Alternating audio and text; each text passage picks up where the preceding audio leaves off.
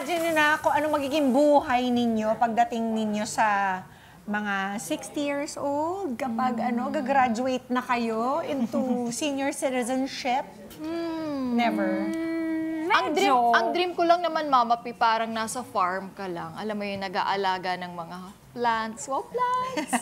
Di, parang ang sarap kasi pag nandun ka lang sa nature, tas ganun na yung age mo. Parang malayo ka na dun sa busy world. Oo. Diba? Sana by then, di ba, parelax-relax na lang tayo. Sana.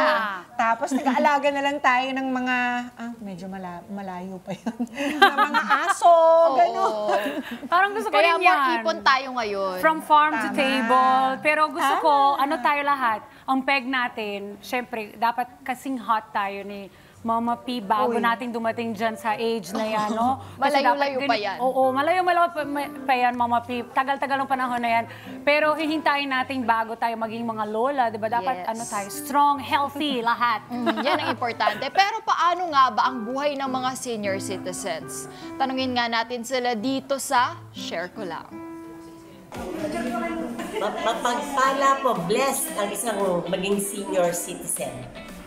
At masaya dahil napakadaming privileges na ma-enjoy. I'm from Marikina, but I enjoy being a senior citizen. We go dancing, we go singing, and many more. Sarap ang buhay ng senior. Maraming libre. Ang dialysis, libre. Ang senior. Ang kumain ka sa restaurant, may discount ka 32%. Makakasama po natin ngayong Martes sa SKL ang dalawang senior citizens na very active sa pagre-represent sa ating mga lolo at mga lola. Yes, una na po dyan ang ating bisita sa edad na 69 years old. Active pa rin po siya sa kanyang trabaho bilang media practitioner. Yan po si Sher Manuel. At makakasama rin natin ang National President at Chairman ng Senior Citizens Elderly, si Tito Godofredo Arquiza na 80 years old na po siya. Nandito na sa Good morning, Good morning. Bati muna po kayo sa mga kada natin. Well, ako, I'd like to greet everyone, lahat po, kahit na hindi senior citizen. A pleasant morning to everyone, and I hope you'll enjoy the rest of the day. Thank you, Tita. Ako naman, binabati ko mga senior citizen na marami pa silang alam na mga benefits na hindi nila alam. Kanya nga, nandito kami para sabihin yung kanilang mga benefits na dapat ay nagagamit nila. Correct. Kamusta naman po ang buhay senior citizen dito po sa ating bansa? Masasabi po ba natin na maginhawa po ang buhay dito ng mga seniors natin? Ay, meron akong 5 kapatid na galing sa Amerika na mga senior na naiinggit sa ating mga benefits ng senior dito sa Pilipinas. Oo. Bakit po? Ano po yung mga nakikita nilang mga benepisyong kinaiinggitan nila? Unang-una, Makalamang lang paminsan-minsan, di ba? Hindi. Yung unang-una, yung 20% discount na lahat ng senior nakikinabang at saka VAT exemption. Natatawa ko dito kahit mayayaman, mga doktor, abogado, napapakinabangan tong ating batas. At saka isa pa, yung social pension na tinaasan na nila. Dati 500 lang, pero yung sa aking batas, mas mataas pa doon. Kanya nga mabuti, may nagtaas ng konti. At saka yung priority sa lahat ng government and commercial establishment. Kahit saan ka pumunta, sa bangko, bibigyan ka pa ng upuan. Pag pumunta ka sa mga ibang government establishment, paupuin ka muna. Pag may natapos, ikaw na kagad ang susunod. Hindi ka na mag-iintay ng matagal. Lalo na sa airport. Pag-aalis ang eroplano, ang daming nakapilang mga passengers. Pag sumingit ka, walang nagrereklamo. Mabait ang mga Pinoy. Tsaka may, may pa-wheelchair pa, no? Oo. Assistance. Kayo po, Ma'am Sure, marami, ano po yung mga na-experience ninyong natutuwa po kayo? Of course, ako, in general, talaga natutuwa ako. But siguro, i-contribute ko rin yung katuwaan ko dahil congressman na si Kong nung nakita ko, yung discounts na talagang sobrang lumaki. Kasi naabutan ko, syempre at my age, naabutan ko yung talagang bariyang-bariya pa lang ang discount. No? Parang, pero that was one motivation, but most importantly, nagkaroon na maraming activities para sa senior citizens. Yung mga bigger malls, yung mga hindi ko nababanggitin ko anong mga pangalan ng mga mall na yan, pero nagkaroon sila ng tinatawag na regular one event every month for senior citizens. Ayun. At meron din po yung yung Monday screening na free. Totoo Yeah. yun? Yes. Oo. Meron pa rin yan. Oo. Although, syempre, nung nagka-pandemic, nawala lahat yan. Pero nung ibinalik na rin ngayon, pero noon talaga, before the pandemic, talagang doon na natutulog yung senior. Magmula Monday hanggang depende kung nasang locality ka. Kung nasang Lang city ka. naman, di ba ma'am? Yes. After all the years of service to their families and also to the jobs that they held, di ba dapat lang po talaga nag-enjoy na kayo sa ngayon. Yes. Meron po ba tayong mga mga batas for senior citizens po, sir? Ay, ang daming batas para sa senior citizen. Ang pinakamahalaga, itong 9994 dahil ang laki ng sakop nito. Yung mga discount pati sa pagkain, sa mga gamot, tsaka sa mga sine, sa mga hotel, sa mga transportation. Napakalaki ng sakop nito. Kanya nga, pero marami pang kulang. Katulad ng ano po yung mga nais ninyong makita sa ating batas para sa ating seniors? Unang-una, yung violence against senior. Wala pang violence against senior, pero meron tayong violence against women and children. Oo, bukod doon sa violence against senior, meron pa tayong elder abuse. Dahil kasi pag matanda na tayo, kapag matanda na kami, buti na lang yung mga anak ko sumusunod sa akin. May mga pamilya na yung pag matanda na yung kanilang magulang, ayaw na sumunod ng mga anak nila. Oo, kumisan, utusan, ayaw, uwi ka maaga, lalong ginagabi. Yun ang tinatawag na psychological and emotional abuse. Ang pangatlo, yung financial abuse. Yes. Yung mga nagpakahirap, nagtrabaho hanggang gabi, nakaipon. Pag matanda na, pinag-aagawan ng kanilang mga anak. Oo, kung sino yung anak na matapang.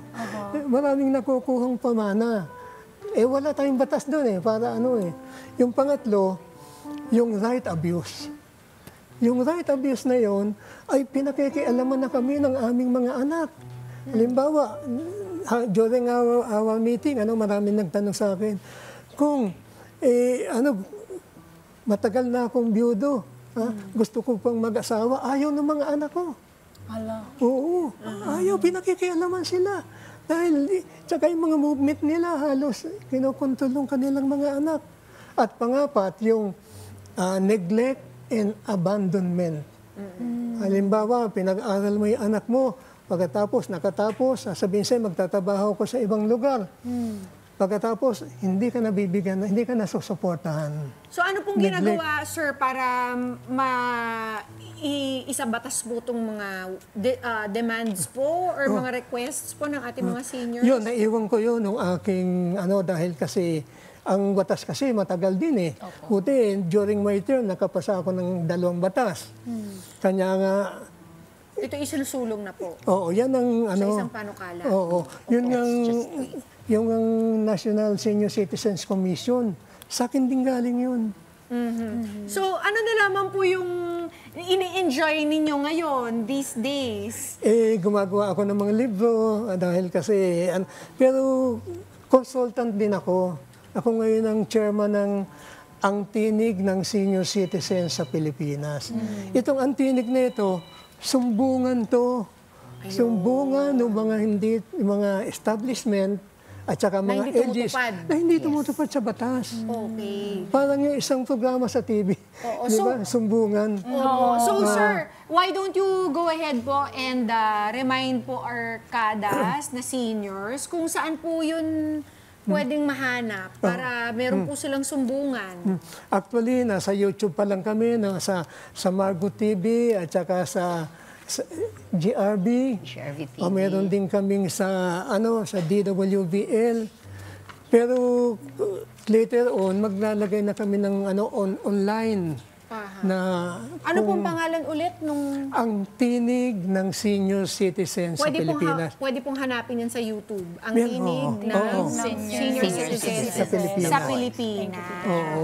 Dahil kasi walang nagmamalasakit. Pag magsusumbong ka doon sa mga kinaukulan, kung minsan nagtatagal. Yes. Kayo po, Ma'am Shore, ano po yung mga favorite niyong gawin these days? Oh yes. Of course, aside from helping si Congressman dun sa kanyang krusada, which is, helping the seniors, mas on entertainment ako kasi nang hilig ko. In fact, I do movies. Magkasama tayo, Yes. diba? I do movies. So, kaya merong Filipino Elderly Global Talent Society na, ayan, pag sinabi mong merong gagampanan ng mga senior, you can always call on them because nag-workshop yung mga yan. Pag-fashion show, nag-modeling. Totoo po. Yes. Wag po talaga nating isang tabi ang mga seniors natin. Napakadami pa po nilang maaring i-contribute sa ating lipunan. Just the mere fact na napakadami nilang experience at Yes. wisdom na may nag-gather share. throughout their lives, dapat po talaga bigyan sila ng importansya. Yung isang batas na pinakamahalaga, yung sangguniang nakakatanda. Meron tayong sangguniang kabataan na kung minsan naglalaro lang, pero kung magkaroon tayo ng sangguniang nakakatanda, makakatulong sa konseho yan dahil hindi na sila sasama sa yung mga walang kabuluhang mga pagtitipon.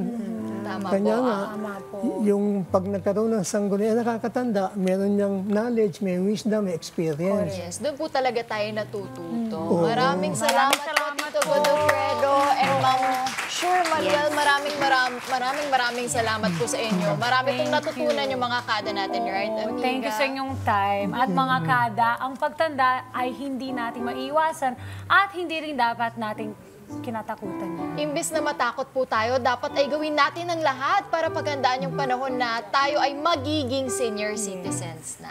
Sabi nga ni Abraham Lincoln, in the end, it's not the years in your life that count, it's the life in your years. Maraming salamat po, Ma'am Shore at Sir Godofredo sa pag-share po ng inyong mga buhay bilang senior citizens at sana po ma-actionan na po yung mga ilan pa ninyong request sa lalong madaling panahon. Mga Kanet 25, this is Pia Guanyo Mago. For more Kada Umaga updates, please click the subscribe button and follow us on Net25 social media pages at Net25 TV and at Net25 Entertainment Facebook page.